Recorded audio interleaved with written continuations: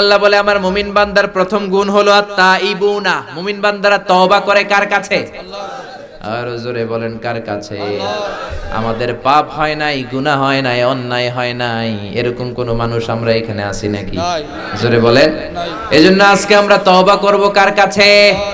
আমাদের তওবা কবুল করে নিবে কে? আল্লাহ বললেন আমার মুমিন বান্দার দ্বিতীয় গুণ আল আবিদুনা, ইবাদত করবে কার?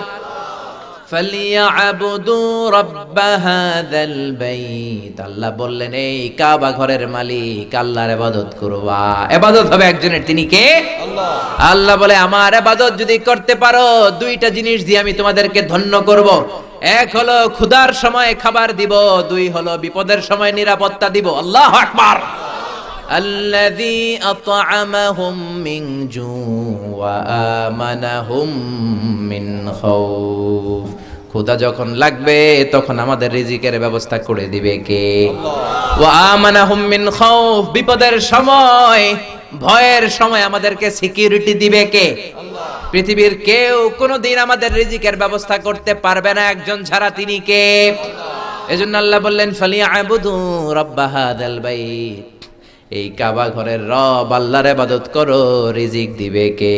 আল্লাহ। দিও তৃষ্ণা পেলে ঠান্ডা পানি, ক্ষুধা পেলে লবণ ভাত, আল্লাহ এই গরিবের শোনো শোনো মুনাজাত, আল্লাহ এই গরিবের শোনো শোনো মুনাজাত, আল্লাহ এই গরিবের। পড়েন আমিন।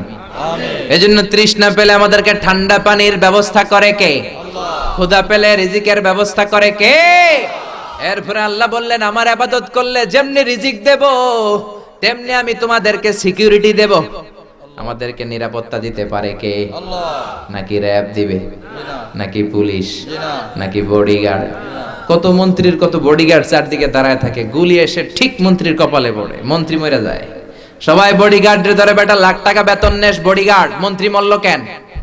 বডিগার্ড বলে আমি তো বডিগার্ড, এই তো বডি পরে আছে, বডি নিয়ে যাও, আমি তো রুহু গার্ড না। রুহু গার্ড হলেন একজন, তিনি কে? মানুষরা সব বানাতে পারে কিন্তু রুহু বানাতে পারে না, ঠিক কি না? মানুষ প্লেন বানাতে পারে, কম্পিউটার বানাতে পারে, রোবট বানাতে পারে, সুফিয়াও বানাতে পারে। সুফিয়ারে চিনেন?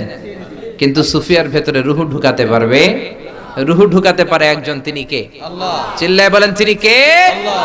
এজন্য আল্লাহ বললেন ওয়াকাদা রাব্বুকা আল্লা তা'বুদু ইল্লা ইয়্যাহু ওয়া বিল ওয়ালিদাইনি ইহসানা, আমি আল্লাহর ফয়সালা হলো এই পৃথিবীতে ইবাদত কারো করা যাবে না একজনের ছাড়া, তিনি কে? আল্লাহ। কারো জিকির করা যাবে না একজনের ছাড়া, তিনি কে? কাউকে সেজদা দেয়া যাবে না একজনের ছাড়া, তিনি কে? আল্লাহ। মাজারে সেজদা দেয়া যাবে নাকি? সেজদা দিবেন কাকে? আল্লাহ। চিল্লায় বলেন। এজন্য আল্লাহ বলে গোলাম আমার মুমিন বান্দার দ্বিতীয় গুণ আল আবিদুনা, মুমিন বান্দারা ইবাদত করবে কার? আল্লাহ। আল্লাহ জিন জাতি আর মানব জাতি, এই দুইটা জাতিকে পৃথিবীতে সৃষ্টি করেছেন শুধুমাত্র কেবলমাত্র একজনের ইবাদত করার জন্য। চিল্লায় বলেন তিনি কে? আল্লাহ। এজন্য রব্বুল আলামিন বলেন ওয়ামা খালাকাতুল জিন্না ওয়াল ইনসা ইল্লা লিয়াবুদুন, আমি জিন জাতি আর মানব জাতি দুইটা জাতিকে বানিয়েছি আমার ইবাদতের জন্য। পৃথিবীতে যত নবী এসেছেন, যত রাসূল এসেছেন, সব নবী আর রাসূলের দাওয়াতি মিশন ছিল একটা। সব নবীদের একটাই কথা ছিল, ইবাদত একজনের করতে হবে। এত মূর্তির পূজা করা যাবে না, এত জনের ভয় পাওয়া যাবে না, মুমিন ভয় পায় একজনকে। চিল্লায় বলেন তিনি কে? Allah.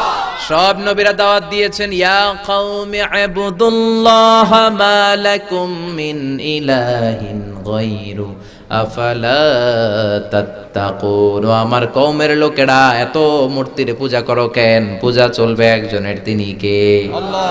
One can not please everybody, একজন সবাইরে খুশি করতে পারে না, এজন্য আপনি খুশি করবেন একজনের, তিনি কে? আল্লাহ।